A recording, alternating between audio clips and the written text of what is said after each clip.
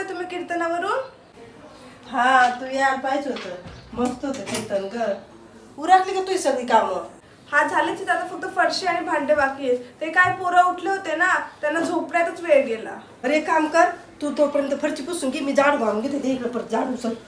आव नको सासूबाई, मी मारून घेते. दे. ठीक आहे. आणले का सुनबाई कपडे काढून? चल दे इकडे, मग मी गाड्या घालते. चल बरं. आव नको सासूबाई, मी घालते की घड्या. दे इकडे, चल तोवर मी गाड्या घालते बसल्या बसल्या. मला तरी काय काम आहे, तोवर हात पाय चलते तोवर घालते. सासूबाई, बाकीच्या सासूवा त्यांच्या सुनेला किती त्रास देतात आणि तुम्ही मला एवढं कसं काय जपता तो?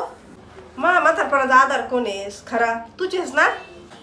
सासूबाई, तुम्ही बोलता ते एकदम बरोबर आहे हो, पण मी आजपर्यंत हेच ऐकत आली आहे की एका आईची सेवा फक्त तिचा मुलगा आणि लेकच करते. सुनेचं नाव तर मी कुठं ऐकलं नाही, असं मला आठवत सुद्धा नाही. आता माझी लेक जाईन लग्न करून, ती तिच्या घरी, ती तिच्या संसारात बिजी होईन, आणि नंतर मग माझी सेवा करायला कोण आहेस? तुझेच ना. लेक तुझा तर दिवसभर कामाला, ते काय घरी नसतो, मग मला बघणार कोण?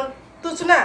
मग जर हात पाय सगळं ते तोवर करते, नंतर तर मग नाही चालायचे तेव्हा तर तुलाच माही कामं करायचीत ना.